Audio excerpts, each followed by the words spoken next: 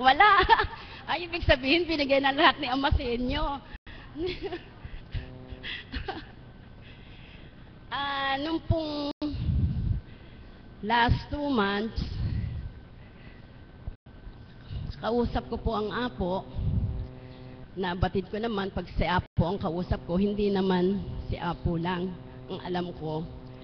Basta nagbuka ang kanyang bibig o nagsalita, ang kausap ko, ang banal na espiritu sa katauhan ni apo. Noon po ay sabi niya sa akin, ako po lumapit sa kanya, sabi niya sa akin, kapatid, magiging busy ka. Napakaraming trabaho ang ibibigay sa'yo. Ang lahat po ng sinasabi ni Apo na mula sa banal na espiritu ay inaangking ko pong ganap. Nung sabihin niya nga po yun, nalapat po sa linggo, dumating na po yung po kasing hanap buhay namin ni printing press. Kumbaga, ngayon po, kaming mga printer, hot na hot. Ang sabi nga po sa akin ni Apo, meron kang maraming trabaho. Eh hindi ko po alam, halos lahat ng customer ko, gagawin ko ng mga resibo nila. Sino po ba mag-aakala na tatambakan ako ng trabaho itong panahon na to? Alam niyo po ba na tinatanggihan na namin yung mga customer namin? Kasi nga po, baka hindi ko ma-deliver sa tamang panahon.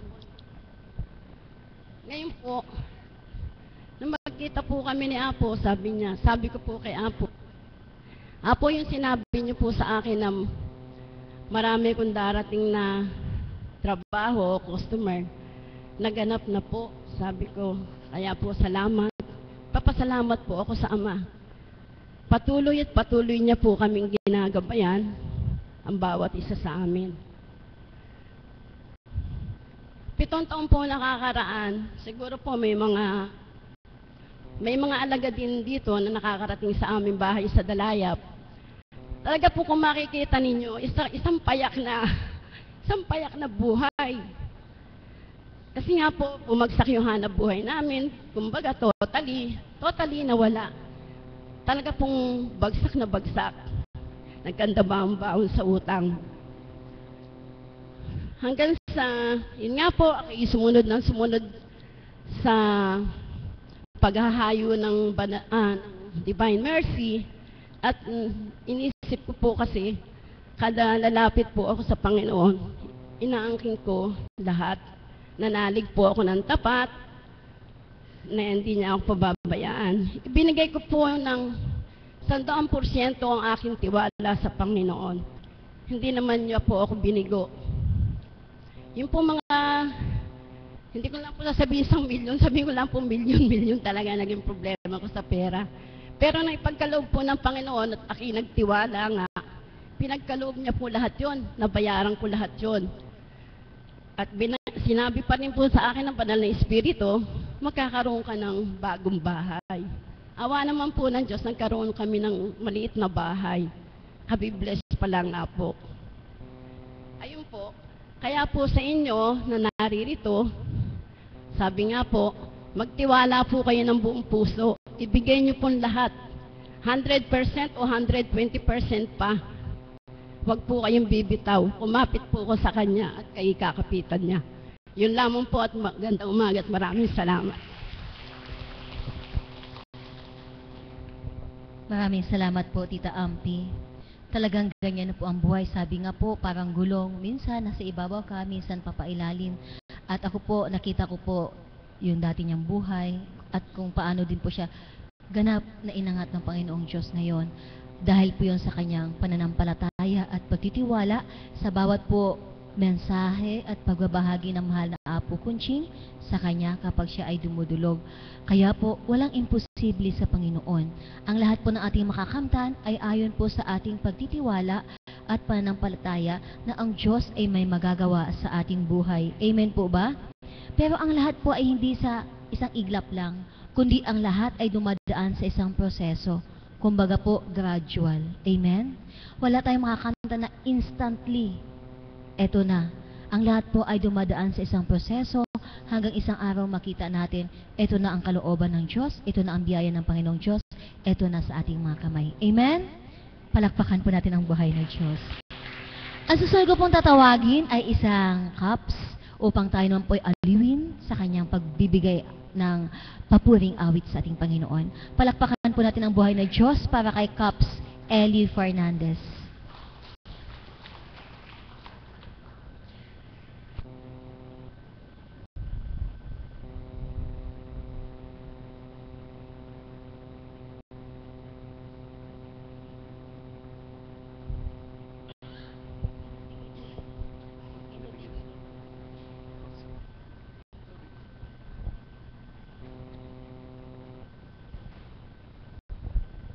Magandang umaga po sa inyo lahat.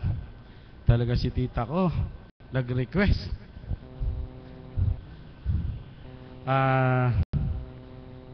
Ako po ay mag-aalay ng awitin sa Ama at sa inyong lahat na rin po.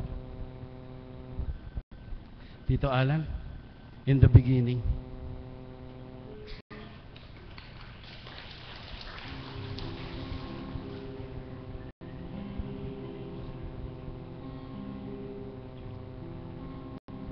In the beginning, the Lord made the air, the heaven, the hills, and the sea.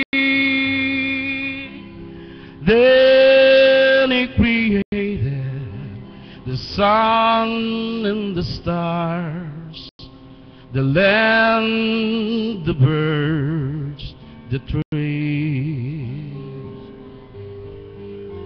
He made all creatures that live in this world and told them to live by His plan. Then as He rested, the Lord sanctified the 7 days of man.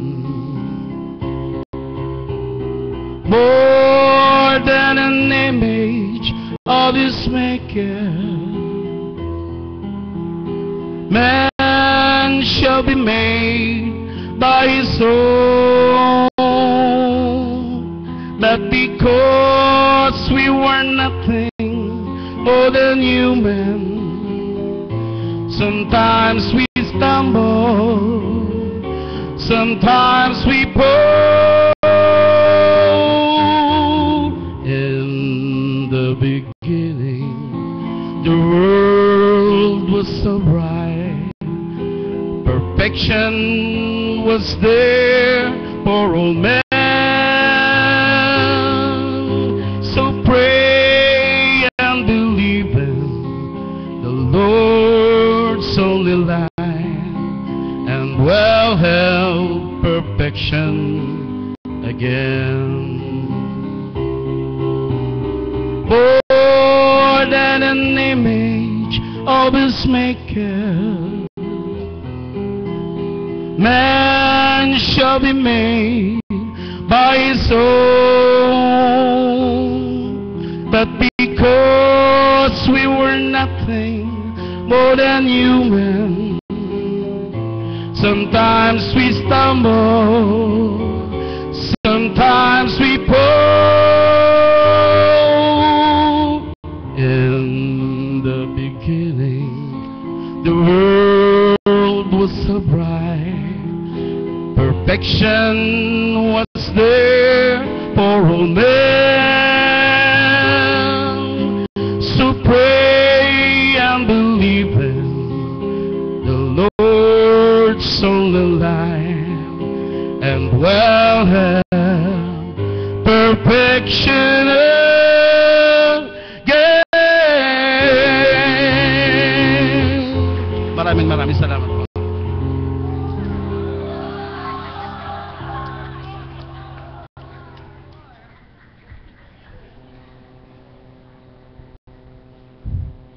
Datat si Tata Magno more din.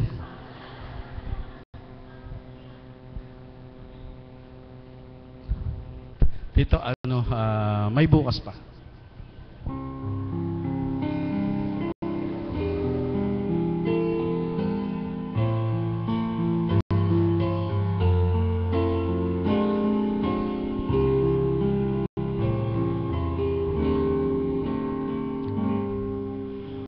Huwag damdamin ang kasawian, may bukas pa sa iyong buhay. Sisikat din ang iyong araw, ang landas mo ay mag-iilaw.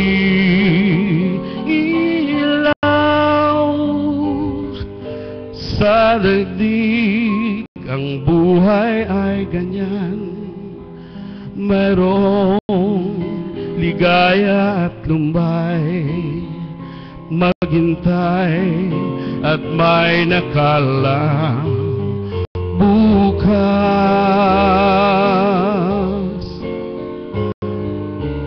May bukas pa sa iyong buhay.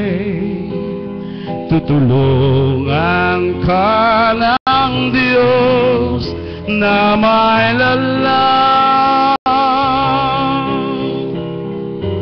ang iyong pagdaramdam. Italangin mo sa may kapal na sa puso mo ay mawala ng lubusan. Ang iyong pagdaramdam, idalangin mo sa may kapal na sa puso mo ay mawala ng lubusan.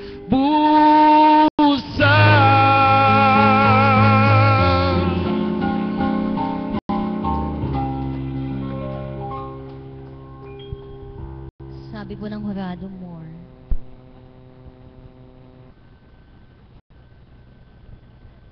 maraming salamat po dito sa napakagaganda niyo pong awitin na inalay sa ating Panginoon. Alam niyo po kung atin pong pinakinggan yung nilalaman na kapaloob ng kanyang awitin, napakasarap pong damhin na hindi sa isang araw lamang nilikha ng Diyos ang sandaigdigan. Amen? Siya man din ay it takes 7 days para likhain niya ang tao, ang sandaigdigan para ayusin niya. Tama po ba? Ganon din po tayo sa ating mga kahilingan, hindi instant ibinibigay ng Panginoon. Bakit tayo pinababalik ng ilang days? Bakit pinababalik tayo ng ganitong araw? Mag 9 days ka, mag 7 days ka, bumalik ka sa ganitong araw. Yan po ay kalooban ng Panginoon na siya lang po ang nakababatid kung paano niya tugunin ang ating mga pangangailangan, ang ating mga kahilingan, ang ating mga katanungan. Amen po ba? So, sa nakapaloob na awitin ng ating kapatid, doon sa pangalawa niyang awit, huwag damdamin ang kabiguan. Ibig sabihin, sa buhay ng tao, sadyang hindi lahat ay tagumpay. Sadyang lahat ay may pagdadaanan tayo, bahagi ng ating buhay. Amen po ba? Subalit, huwag nating damdamin sapagkat nariyan ang ating Panginoon upang tayo ay tulungan at kanyang saklolohan. Amen po ba? Kaya nga po, bakit nga po ba tayo naparito? Di po ba? Kaya tinaparito sapagkat may inilalapit tayo sa ating Panginoon. Maaaring ito ay mga personal na kahilingan o karamdaman ng ating kaluluwa, karamdaman ng ating katawan. May iba't iba tayong dahilan kung bakit tayo ay pumarito. At ang lahat ng dahilan na yan o kailangan natin, ang Diyos lamang po ang makapagbibigay kasagutan at tugon sa ating pangangailangan. Amen? Subalit, ang sabi ng awitin, huwag damdamin. Kapag nagdaramdam ang ating puso, hindi natin ganap maramdaman ang biyaya ng ating Panginoon. Amen? Kaya kailangan, buksan natin ang ating puso, palayain natin si pagdaramdam. Amen po ba yun? Palakpakan po natin ang ating Panginoon. Ang susunod ko pong tatawagin ay isang kabataan na kapag nagbabahagi siya, magigising ka.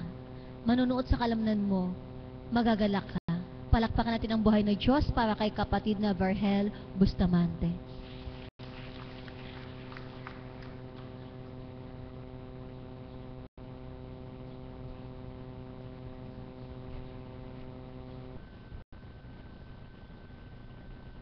Maraming salamat po, dakilang Ama, sa muli pagkakataon po na sa akin ipinagkaloob mo upang makapagbahagi po sa banal na dambana mo.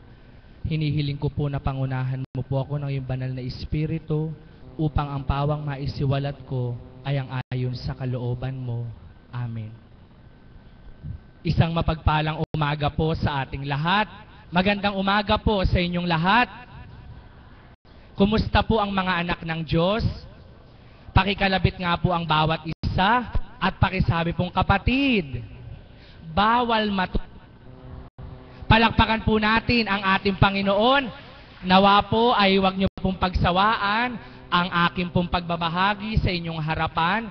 At nawa rin po ay huwag niyo pong pagsawaang kalabitin yung inyong mga katabi para po yung kanilang tulog na diwa ay magkaroon ng pagkagising. Amen po ba? Sino po dito yung mga bago, yung mga ngayon lang po talaga nakatungo sa dambana? Taga saan po sila? Po? Saan po ba yon? Mexico, Pampanga po. So Kapampangan kayo po. Maya paabak po. Malugod kayo pong tatanggapan kenik indambana ni nga pong Gino. So Mexico, Pampanga. Sino naman po dito yung mga luma? Luma ang pananaw sa buhay. Ala! Sino po dito yung mga luma nang nandito pero bago na ang pananaw sa buhay? Taas ang kamay. Amen. Salamat. Palakpakan po natin ang ating Panginoon.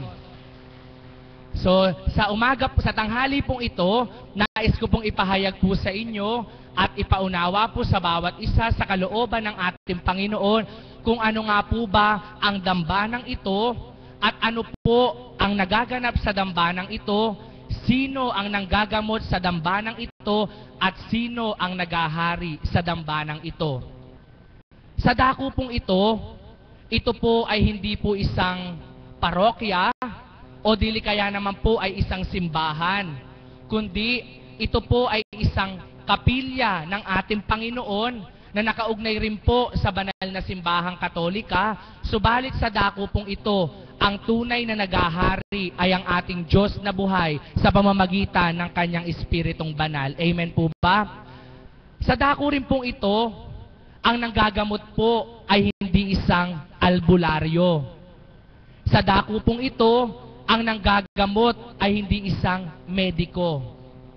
Sa dako pong ito, ang nanggagamot ay hindi isang doktor na nag-aral, kundi bagkus ang nanggagamot sa dakong ito ay mismo ang dakilang manggagamot, ang ating Panginoong Hesukristo sa pamamagitan ng kapangyarihan ng banal na Espiritu na nakadaloy at lumulukob sa katauhan ng minamahal na Apo Conching. Kaya po, dahil mismo ang Panginoon ang nanggagamot sa pamamagitan ng kapangyarihan ng kanyang Espiritu sa paggamit sa katauhan ng mahal na Apo Conching, salita lamang pong banal, ang taong tumanggap at nagtiwalang tuwiran, nakakamtan ang kagalingan. Palakpakan po natin ang ating Panginoon.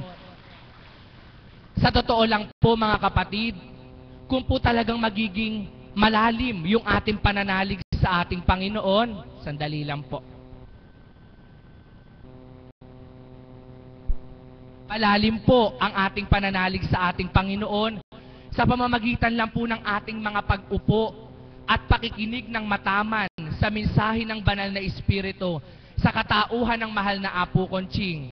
Alam niyo po, yung inyong mga katanungan, isa-isang nagkakaroon ng kasagutan.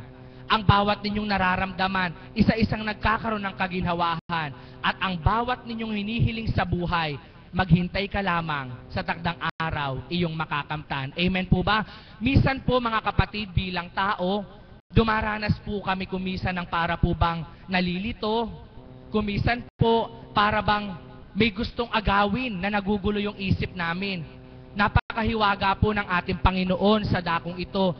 Sa pamamagitan po ng mga candy na hinahagis po ng mahal na Apo Conching, alam na alam ko po, kapag magulo po ang isip ko, kapag nag-itcha po siyang candy, tinatamaan po yung ulo ko. Sabi ko po, alam ko Panginoon, tinapik mo na naman yung isip ko dahil alam mo na may pumapasok na magulo. Isang pagninilay na sa paningin ng tao ay mababaw. Subalit sa kapangyarihan ng ating Panginoon, dahil ang naghahagis ay ang kanyang espiritu, alam niya kung sino pong may kagulumihanan sa puso at isip ng bawat tao. Amen po ba? Kaya sa atin pong lahat, mga minamahal na kapatid, patuloy po tayong magpuri at magpasalamat sa ating Panginoon na may isang Apo Conching na ginamit sa bawat isa. Yung pong mga walang pera na may hirap sa buhay, hindi po ito hadlang upang makamit nyo po yung kagalingan. Sapagkat sa dako pong ito, hindi nyo po kailangang gumugol ng malaking salapi o malaking halaga upang ang kagalingan ay makamtan nyo. Kung magtitiwala at mananalig lamang po kayo at sa kalooban ng Ama, di nyo po kailangang gumugol ng malaking salapi upang kagalingay makamtan nyo. Tama po ba? At doon naman po sa may mga kakayahan o salapi, ito rin po ang dako na itinadhana ng Panginoon para sa inyo. Nang sa gayon po, yung mga ipinagkaloob sa inyo yung biyaya ay di tumapon, kundi bagkus ito po'y mapahalagahan nyo upang sa maraming kaparaanan ay may pagkaloob nyo naman sa kapwa nyo tao. Tama po ba? Kaya sa atin pong lahat, mga minamahal na kapatid, tulad po ng sa tuwin ay sinasabi ko, kami pong mga alagad, sa bawat araw, sa bawat oras ng aming buhay, nagsusumakit, nagsusumika po kami na makatugon at makatalima sa panawagan ng ating Panginoon. Sapagkat sa maraming mga biyaya at pagpapala na aming nakamtan, ito po'y maliit pa lamang kaparaanan upang amin siyang mapapurihan at mapasalamatan. Tama po ba? Ganon din po sa lahat po ng mga tagasunod at mga pasyente. Sa tuwing bawat araw po na tayo po'y di nakakatungo sa dakong ito, para pong may kulang. Parang may kulang na sangkap sa ating buhay. At ang nawawalang sangkap sa ating buhay, ang pinakamasarap at pinakamalinamnam na sangkap. Tama po ba? Sapagkat ako po, sa sarili ko pong karanasan, kapag di po ako nakakatungo dito sa banal na dambana, para pong kahit kumain po ako ng 2 platong kanin, maraming ulam, parang gutom pa rin po ang aking pakiramdam. Kahit po maligo ako ng 2 beses isang araw, parang matamlay po yung aking katawan.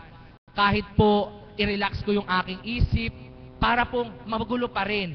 Subalit kapag nakatungo ka sa dakong ito, simple lamang ang pagkain mo, simple lamang ang nasa tahanan mo, subalit dahil nakatungo ka sa kumpletong dakong ito, parang ang buhay mo ay kumpleto na ring totoo. Amen po ba? Palakpakan po natin ang ating Panginoon. Sa maliit ko pong kaparaanan at sa mababaw ko pong kaparaanan ng pagpapahayag sa inyo, nawa po'y naunawaan nyo na ang dakong tinunguhan nyo ay dakong tipanan ng Diyos na binababaan ng kanyang espiritu sa katauhan ng mahal na Apo Conching. Kaya hindi na po kailangan magsalita pa, hindi na po kailangan ipaalam pa, kundi makipagtotoo ka lamang sa iyong inuupo ang luklukan, natatarok na ng ating Panginoon kung ano iyong kahilingan. Tama po ba? Kaya sa atin pong lahat, mga minamahal na kapatid, pananalig at pananampalataya, isang susi upang makamtan ang kahilingan sa Ama. Sino mang may paniniwala at pagtitiwala sa kapangyarihan niya, buhay ang espiritu niyang kikilos sa bawat isa, sa katauhan ni Constancia, bilang Apo Conching natin siya. Sa bawat niyang salita na may buhay, ang ating mga kahiling ay magkakaroon ng katugunan, at sa bawat dampi ng kanyang mga kamay, kaginhawahay ating makakamtan. Kaya walang hanggang papuri at pasasalamat sa ating Diyos na buhay. Maya paabak po at maligayang pangaratang king dambana ng Apong Ginoo. Magandang umaga po sa ating lahat.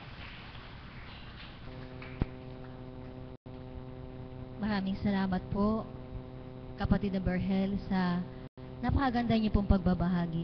May napulot po ba kayo sa pagbabahagi niya? Kung pinakinggan niyo po, marami po kayong makukuhang tips kung ano nga ba ang gawain nito, lalo na po dun sa mga bago nating mga kapatid na ngayon na po nakarating dito. At kung atin siyang pinakinggan, ganito pala at gayon pala. Amen po ba? Ngayon naman po, ang susunod ko pong tatawagin ay nakita ko po siya kung gaano siya kasigla kanina at ako personally nagagalak ang aking puso habang pinagmamasdan ko siya.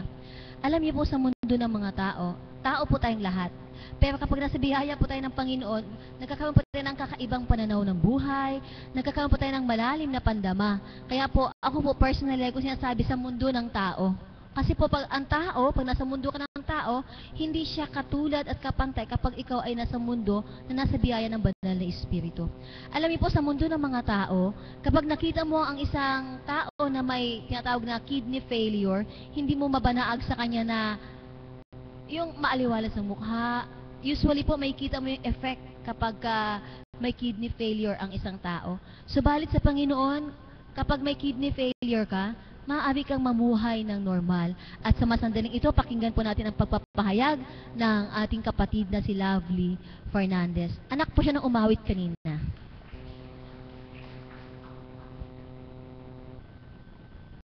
Magandang umaga po sa inyong lahat. Para po sa mga bago, ako po ay nagdadialysis. Pero hindi naman halata, diba? Amen. Purihin po natin ng Panginoon sa pagbibigay sa atin ng bagong buhay ngayong araw na ito upang makarating po tayo dito ngayon sa dambana. Palakpakan po natin ang Panginoon. Kinakabahan na naman po ako. Pero ang Panginoon ay mabuti po kapag po talaga ninais niya na magbahagi tayo dito sa harapan, hindi po tayo mabibigo. Talagang tayo po ay tatawagin niya. Kanina po yung papa ko ay nagbahagi ng kanta. Lahat po tayo ay na-move, di po ba? Sa kinanta niya. Talaga po ang buhay natin ay sadyang ganito lang. Puro pagsubok. Pero lagi po natin tatandaan, lagi pong may pag-asa. Basta hindi po tayo mawawalan ng loob sa Panginoon, lagi po tayong humingi ng tulong sa Kanya. Ang babahagi ko po yung nangyari po sa akin. Nung pong una, medyo malakas pa po ako nung napunta po ako dito. Pero nung mga nakaraang mga ilang medyo po humina na po ako. Kasi po ganun po talaga pag may kidney failure ka. Mawawalan ka ng appetite, hindi ka makakain. Tapos dahil po bumabagsak yung hemoglobin mo dahil yung kidney mo, siya po kasi nagpo-produce nun eh. So, hindi na po, maputla po ako. Sabi po nung mga nurse dati, ang kulay ko daw po ay gray. Kulay gray na madilaw-dilaw, tapos payatot po ako. Sabi nga po ni Tatang, yung pinakamatanda po dito, anong pangalan, Mama? Si Tata Api, yung mukha daw po akong kalansay. Kasi nung una po ako napunta dito, payatot po ako. Halos po yung buto ko sa cheekbone ay nauuhumpak po yung mga ganito ko, mga pisngi. Tapos po, napunta nga po kami dito. Si Apo po yung unang humipo po sa akin. Pero hindi ko naman po sinabing may sakit ako.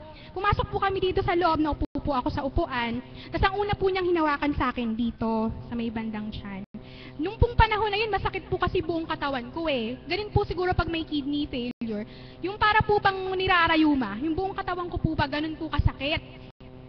At tapos po, nung pauwi na po kami, nawala na po yung pananakit ng mga buto ko nung mga panahon na yun. Kaya, nung usually po hindi ako nakakatulog eh. Pag po sa gabi, hinihimas lang po ako ng tita ko para lang po ako makatulog ako.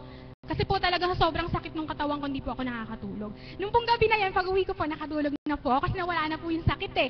Hindi po ba isang napakalaking biyaya na po yung natanggap ko noon.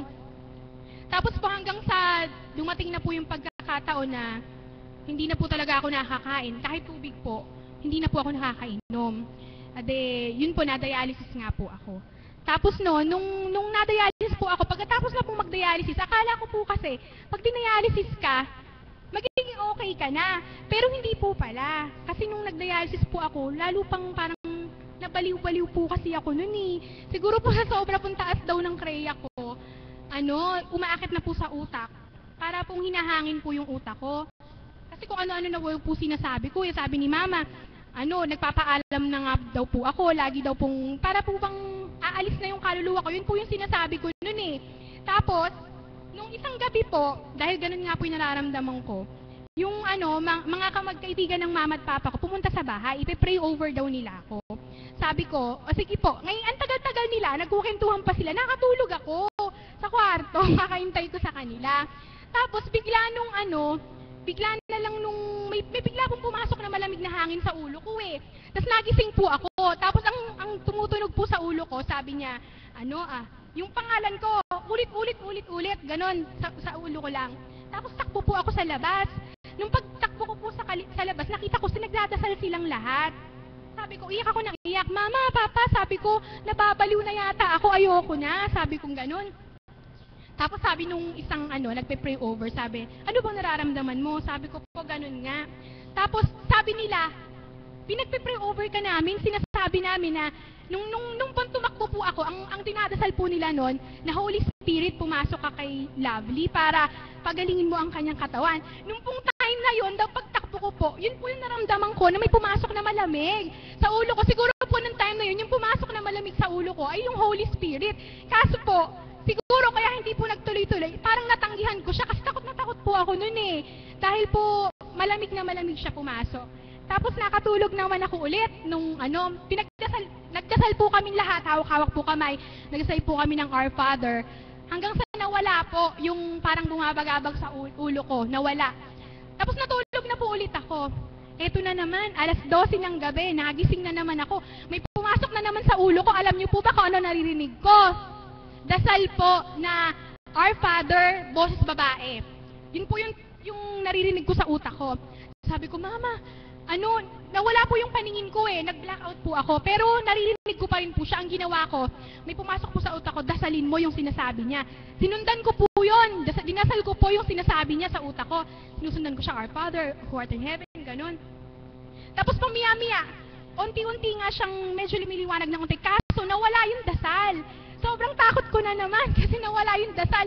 Parang nawala po ba yung guide ko? Parang si Lord, pag nawala sa buhay natin, ganun po, blanco, wala. Sabi ko, Mama, ayoko na mamamatay yata ako. Sabi ko, kasi wala na yung dasal eh. Sabi ko, pumunta tayo kay Apo. Tapos pamaya-maya nung nagising na, nagliwanag na yung utak ko. Pinipilit ko silang dalawa. 2:00 ng madaling araw, sabi ko. Pumunta po tayo kay Apo. Sabi ko, kasi pakiramdam ko mamamatay na ako. Ayoko nang mamatay nang hindi ako nakakahingi ng tawad. Kasi puti po ba, si Apo ang tinataluyan ng banal na espiritu. Ang para sa akin po, pag nakausap ko siya at nakahingi ako ng tawad, okay na kahit mamatay ako. Kasi nakahingi na ako ng tawad, baka mapunta ako sa langit kahit papano. Kasi makasalanan po tayo, di po ba? Ang iniisip ko po, kung mamamatay ako nang hindi ako nakakapagsisi, sa impyerno ako mapupunta. Ayoko po yun. Ayoko pong mapunta doon. So, nung kakakulit ko sa kanila, kay Papa at Mama, anak, sabi nila, nakakahiya naman. Pupunta tayo doon ng ganitong oras. Natutulog na sila, nakakaistorbo tayo. Sabi ko, hindi. Kahit makarating lang ako sa harapan ng dambana, okay na ako. Sabi kong ganon. Si Papa, sa sobrang siguro naawa din siya sa akin dahil sa kalagayan ko. Nag-drive, papunta dito. Alam niyo po ba, simula sa bahay namin, ang bahay po namin ay San Miguel, Bulacan. Simula po sa bahay namin hanggang dito, hindi kami humihinto ng pagdadasal. Nakahawak ako sa kanilang dalawa, nagdadasal kami. Kasi po, pakiramdam ko, pag huminto ako ng pagdadasal sa daan palang mamamatay na ako. Ganun po yung pakiramdam ko. Alam niyo po ba, buhay ang Diyos, pagdating po sa harapan ng dambana, hindi man kami nang gising, tulog po ako. Purihin po ang Diyos kasi po hindi po ako nakakatulog eh. 3 araw na po noon na hindi ako nakakatulog. Pero pagdating ko po dito, tulog po ako. Purihin po ang Ama. At alam niyo po, dahil po may sakit po ako, iniisip ko po rin kung hindi po kami nakarating dito, siguro po hindi ko po alam kung saan ako pupulutin. Kung ano po yung, kumbaga po ba, di pag may sakit tayo, parang lost, parang nawawala po tayo. Siguro po nung mga panahon na yun, kung wala po kami sa dambana, baka po nag-nervous breakdown na ako, baka po, kung ano na po, hindi po ako nakalaban dun sa sakit ko. Kasi po actually, yung kasabay ko pong dinadialysis, wala na po siya. Pero ako po, buhay na buhay pa ako. Siguro po napakalakas ko talaga kay Lord. Lahat naman po tayo actually malakas sa Kanya. Basta po, talagang, isa puso po natin, yung dinadasal natin sa Kanya, yung hinihiling natin, isa buhay po natin kung ano po yung talagang nais natin na maghanap sa buhay natin. Sabi po ni Apo sa akin, nung kinuwento ko po yung sa naririnig kong boses na babae, sabi po niya, anak, nung oras na yon, idinudulog kita, 12:00 ng gabi, hindi ko mabuhay ang Diyos. Boses po ni Apo yung naririnig kong boses na babae. Na nung panahon po na yon, dinudulog niya ako, kaya naririnig ko yon, naririnig ko po. Nagpapasalamat po ako sa kanya. Sinabi po niya sa akin nung panahon na nababaliw-baliw ako, sabi niya, anak, pag hindi mo pa oras, hindi ka pa kukunin ng Panginoon. Magtiwala ka na kaya nandito ka pa, kaya ka binigyan pa ng buhay kasi marami ka pang gagawin. Marami ka pang maitutulong sa pamilya mo at sa ibang tao, kaya hindi ka pa niya kinukuha. Kaya kahit po ako nagdadialysis pa rin hanggang ngayon, hindi po ako nawawala ng pag-asa. Ako nga po ay natutuwa kahit na po nagdadialysis ako kasi siguro nga po, kung tatanggalin po niya yung sakit ko, baka mamaya hindi na ako makabalik dito, hindi po ba? Kaya okay lang po sa akin kahit na po ganito yung nasasaktan ako pag tinutusok ko ng karayom. Basta po, every time na umaalis ako sa bahay bago magdialysis, sabi ko, Lord, ikaw na po ang bahala sa akin, ikaw po ang mag-guide dun sa mga taong magdudulot ng dialysis sa akin. Alam ko pong sa'yo nagmumula ang buhay, kaya ikaw po ang magbibigay ng kalakasan sa akin. Kaya hanggang ngayon po, eto po, hindi naman po halatang ako'y nagdadialysis kasi po patuloy niya akong binibigyan ng lakas, ng will para lumaban. Kaya po para sa inyo po, sana po mabigyan ko po kayo ng inspirasyon na kahit po tayo ay medyo nahihirapan sa buhay, medyo nahihirapan sa ating mga sakit, tiisin lang po natin, lagi lang po tayong magdasal at wag lang mawawala ng pag-asa kasi in time, ibibigay po sa atin ni Lord yung kapanatagan at kagalingan. Lalong-lalo na po, mithiin po natin ang kagalingan ng ating kaluluwa, wag po yung pangkatawan lang. Maraming salamat po sa inyong lahat.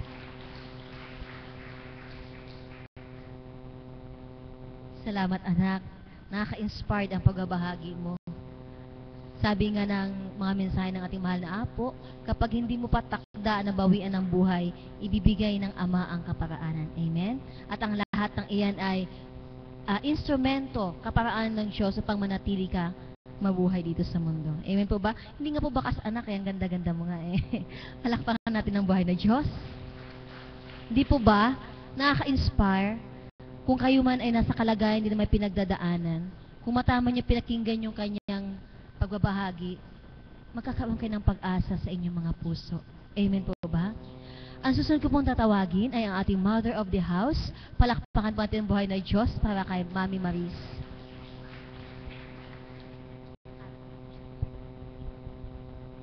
Purihin ka, Ama, muli sa oras na ito na pinahintulot mo, na muli makapagpahayag ng iyong kabutihan at kadakilaan sa aming mga buhay.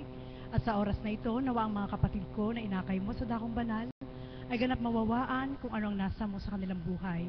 Na ikaw ay Diyos na buhay na aming pinaglilingkuran sa pamamagitan ng aming mahal na Apo Kunching, na sa amin ay ginamit mo upang masumpungan namin ang tunay na kabanalan at makatupad sa iyo ng buong katapatan. Amen. Buhay po ba ang Diyos? Alam niyo po, napakasarap ng buhay. Amen po ba yon? Sapagkat sa bawat araw po, napakarami pong hiwaga ang ginagawa ng ating Panginoon. Hindi kayang liripin ng sinuman yung kapangyarihan ng Diyos Ama at ng Kristo sa pamamagitan ng Banal na Espiritu kung ano po yung natatanggap natin sa bawat araw. Amen po ba yon? Buhay po ba ang Diyos? Alam niyo po sa aking pagninilay, sabi ko nga po sa inyo, bawat araw, kahit tumindig sa harapang ito, hindi ka mawawala ng ibabahagi kapag tuwiran mong dinarama ang Diyos sa puso mo. Amen po ba yon? Buhay po ba ang Diyos? Sapagkat, kung ating pong susuriin ang ating Panginoon, kung paano tayo nabubuhay 24 hours a day, ganun din siya magtrabaho. Buhay po ba ang Diyos? Amen po ba yon? Anong sabi ni Mami Beth nung nagpahayag siya? Kung ang taon ay inaabot ng 365 days, ibig sabihin, yung pagbibigay ng ating Panginoon ay ganun din. Nung salita niya na hindi kita pababayaan, ay ganun din po niya ibinigay. So, ibig sabihin, araw-araw ang ating Panginoon na hindi nagpabaya. Amen po ba yun? Buhay po ba ang Diyos? Bakit ito po yung sinambit ko po sa inyo? Sa katotohanan lang, sabi nga sa tuwina, kapag may nagpapahayag at ang ating banal na Espiritu sa katawan ng mahal na Apo Kunching, kung bilang katauhan, mahirap. Amen po ba yun? Subalit yung hirap po na yun bilang katauhan at susuriin mo kung sino tumutupad sa katawan mo, kapag batid mo na may Espiritu Santong tumutupad sa katawan mo, walang hirap. Buhay po ba ang Diyos? Amen po ba yun? Ganun lang po kasimple. Dati po, hindi ko rin po alam kung paano ang tumupad ng marapat. Hanggang ngayon po ay nagsusumakit, nagsusumikap na makatalima sa kalooban ng ating Panginoon, makatupad sa kanyang alituntunin upang ang lahat ng gusto nating hilingin ay ibigay niya. Amen po ba yun? Sapagkat ganun lang po yun. Sabi ko nga po noon, ang pagtupad sa dakong ito, kung gagawin lang namin biro, hindi nyo na po kami naabutan ngayon. Amen po ba yun? Ang pagtupad sa dakong ito, kung kami po ay biglang katauhan lang, hindi po kami tatagal kung 1 taon lang, hindi kami tatagal. Sapagkat syempre po, bilang mga katauhan po kami, mayroon po kaming mga pag-uugali sa aming mga sarili, na matatansya namin ang aming sarili kung hanggang kailan lang at kung ano lang yung kaya namin. Amen po ba yun? Subalit isa po yan sa kapangyarihan ng Diyos na nasumpungan ko po sa dakong ito.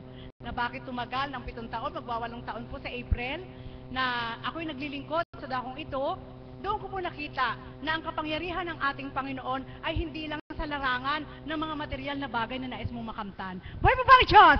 Amen po ba yun? Mula ulo hanggang talampakan, nararamdaman ko po yun, na ang kapangyarihan ng ating Panginoon ay kaya po niyang ibigay. Kapag lumalabo po yung mata ko at nagpatak po ng aksibal sa dahong ito, sa kaparaan ng instrumento po ng ating Panginoon sa pamagitan po ng aksibal, lumilinaw po yung aking paningin. At yung paikot ng aking mata, yung pagal na ugat nawawala. So ibig sabihin, isang kapangyarihan na po yun ng Diyos na dapat ay masilayan at maramdaman ng tao. Buhay po ba ang Diyos? Amen po ba yun? Yung tenga ko po, kapag sumasakit po ito, kahit bagong linis po siya, nangangati po yung paligid. Kaya ang ginagamit ko po, pag matalim po yung kuko ko, tinutusok ko po yung ganyan. Kasi yung kati po niya maliit, na habang ginaganyan mo po, kumakati siya. Subalit wala naman po siyang dumi pag ginanyan mo. Yung pala, yung init, parang may mga sumisibol siya na mga rashes na siguro sa init, sa pawis, ganun po. Kapag pagkabukas, maramdaman ko na kinapa ko siya uli at wala na siya, isang kapangyarihan muli ng Diyos. Amen po ba yun? Siyempre po, bilang mga alagad, yung mga kapangyarihan na yan ng ating Panginoon na ginagampanan sa aming mga sarili, hindi ko po yan nakikita sa unang buhay. Amen po ba yun? Buhay po ba ang Diyos? Subalit ngayon po, sa dakong ito, ultimo po yata, makakita lang po ako ng isang dahon na tuyo na mapulot ko, ay inaangking ko na po ng kapangyarihan ng Panginoon na pwede niyang iugnay sa aking buhay. Buhay po ba ang Diyos? Amen po ba yun? Kaya ganun po ang kadakilaan ng ating Panginoon. Sa dakong ito mga kapatid, magsaliksik po kayo. Huwag lang po niyong damhin yung mapagaling ang mga katawang lupa niyo po. Mas masarap pong damhin yung hindi man gumaling na magaling ang katawang lupa mo, subalit may natututunan ka sa bawat araw, mayroon ka ng pambawi para gumaling ang katawang lupa mo. Buhay po ba ang Diyos? Ano po yun? Yung Espiritu Santo na tinanggap natin sa dakong ito, yun po ang magbibigay lakas upang malabanan po natin ang bawat araw. Kanina lang po, sa katotohanan lang, sabi ko nga po sa inyo, kung mahihiling lang po sa Panginoon pagbibigyan niya, ayaw na namin ng mga komplikadong bagay. Amen po ba yun? Buhay po ba ang Diyos? Totoo po yun. Sapagkat pinadadama po ng Panginoon na sa bilang pagkatao, kung nagagawa mo ng mga problema ka ng 24 hours a day at sumasakit ang ulo mo, sanay ka na dahil taong-tao ka. Subalit ngayon po pala, na nakatanggap ka sa Panginoon, kunting stress lang sa isip mo, hindi mo na kaya pagpantaong problema. Buhay po ba ang Diyos? Amen po ba yun? Subalit nakakaya po. Parang sinasabi ng Panginoon, iwanan nyo na yan, problemang pantao yan. Kaya pag may lalapit po na alam po namin problemang pantao, na ang hihilingin po sa amin ay ganting pantao, ayaw po namin. Buhay po ba ang Diyos? Buhay po ba ang Diyos? Totoo po yun. Kaya kung lalapit po ang bawat isa, gawin nyo po na ang paglapit nyo po ay kasama po nyo ang Diyos, sapagkat wala po kaming ibibigay na katapat sa hihilingin po ng bawat isa. Amen po ba yun? Buhay po ba ang Diyos? Totoo po yun. Subukan nyo po sa katotohanan lang, kahit po pala karampot na dahilan, na maisip mo na ang gawa ng kapwa mo'y taong-tao at dinama mo sa puso mo na ayaw yun ng Panginoon, masakit din sa ulo. Buhay po ba ang Diyos? Amen po, bumuputok pa yung sipon ko. Alam nyo po, totoo po talaga. Sabi ko nga, Ama, sadya po talagang napakadakila mo, sapagkat wala pong kamalayan ng lahat. Kami nga pong mga alagad, hindi sekreto sa amin ang aming mga buhay sa inyo. Nalalabas po namin ang todo-todo upang hindi na po kayo mahirapan. Maalamin, sino ba yung kapatid na Marisa na yan? Sino ba yung mga alagad na yan? Kami po, bukas po ang aming buhay sa inyo na sinasambit po namin, sapagkat ang paglalahad po namin sa inyo ay hindi pa imbabaw, kundi ang paglalahad po namin sa inyo ng aming kalooban ay alam na po ng Panginoon. Sapagkat pinakikita lang po ng Panginoon na kapag ikaw pala ay tumatalima at nagmimithi na talimahin ang kalooban ng ating Panginoon, ayaw mo na talaga yung problemang taong-tao. Buhay po ba ang Diyos? Amen po ba yun? Isang araw, mayroon pong kaukulan na kapag andun po, nagkaroon po ako ng stress talaga, sasabihin ko po sa inyo, itong week na to, ang stress ko po talaga ay sobra. Subalit purihin ang ating Panginoon, kahit saan ko pong anggulo tingnan, wala akong taglay kahit na ano bilang tao. Subalit sa pamamagitan lang po ng pagdulog sa ating Panginoon, kalinsabay po ang aking kapatid na Pearl, yung stress po na yon, nagawa din po ng tao, naresolba po lahat, na walang ginamit na kahit na ano paman, kundi ang kapangyarihan ng ating Panginoon. Buhay po ba ang Diyos? Totoo po yun. At doon lang pinatutuhanan ng Ama na ang bawat lingkod, na ang focus lang ay sa Kanya. Kapag hinaluan po ng kaukulang problemang pantao, na taong tao, at wala kang magawa bilang tao, hindi mo na talaga kaya kapag nakafocus ka na kay God. Amen po ba yun? Buhay po ba ang Diyos? Anong nais kong ituran sa inyo? Sapagkat ang ating Panginoon ay nananahan sa kapayapaan. Amen? Ang ating Panginoon ay nananahan sa kapayapaan ng isip, sa kapayapaan ng puso. Kaya kapag hinaluan mo ng problemang pantao at dinala mo hanggang paglilingkod mo, sigurado, mararamdaman pa rin po ng ating Panginoon na gusto mo lang magpalipas ng oras sa sama ng loob mo. Buhay po ba ang Diyos? Amen po ba yun? Kaya, sa katotohanan po mga kapatid, sa dakong ito, hanggat maaari po kami bilang mga alagad, nagsusumakit po kami, nagsusumikap, na sa kalooban ng ating Panginoon, kala nyo lang, simple lang ang buhay namin, simple lang po talaga ang buhay namin, subalit ang dami naming dinadala. Buhay po ba ang Diyos? Amen po ba yun? Ang dami po naming mga worries hindi sa aming sarili, kundi syempre po yung mga mahal namin sa buhay, na minsan nararamdaman namin na ganito, ganyan. May takda ang Panginoon para sambitin kung ano yung marapat, subalit naroon po talaga yung ikaw mismo nakadama na alam mo na yung totoo, sinambit mo at hindi pa tumupad, nahihirapan ang kalooban mo. Amen po ba yun? Buhay po ba ang Diyos? Subalit salamat sa ating Panginoon, sapagkat sa bawat araw, tuwing pagmulat ang aking mata, dumudulog po ako sa Kanya. Ama, nawa po sa araw na ito, pahintulutan mo po na muling bihagin mo ang puso ko sa bawat minuto ng aking buhay upang mangibabaw ikaw ang mangibabaw at wag ang aking sarili. Bagkos ako'y makatupad sa iyo, sa tuwi-tuwi na sa kalooban mo ay makapanahan ang katapatan ng aking kalooban.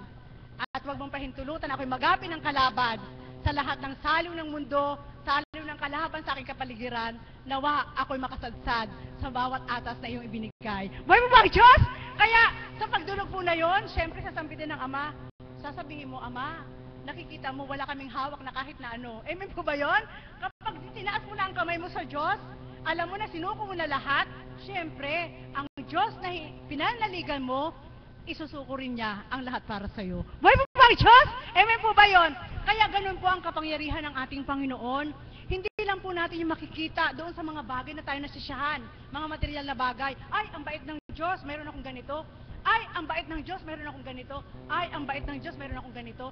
Hindi po. Kundi doon sa mga bagay na sa palagay po natin na hindi natin kayang gawin. Yun po ay isa sa kapangyarihan ng ating Panginoon na binabahagi po sa bawat isa. Kaya salamat po muli sa ating dakilang Ama, sapagkat may isang apo kunching na ginamit.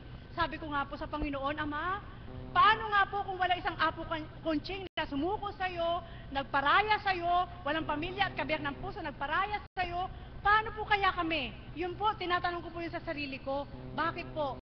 Sapagkat sa bawat araw, sa bawat oras, hindi man tanggapin ng lahat ang katotohanan sa dakong ito, subalit kami pong bukas at nakatanggap sa kapangyarihan ng ating Panginoon na may ginamit po siyang tao, ating mahal na Apo Kunching, tuwiran po mga kapatid, pinauubayan ng Panginoon ang kapangyarihan kanino man. Kaya tumanggap po kayo sa pamamagitan ng Espiritong Banal, sa katawan nating mahal na Apo Kunching, kayong lahat ay mababahaginan. Muli, magandang umaga at maraming salamat.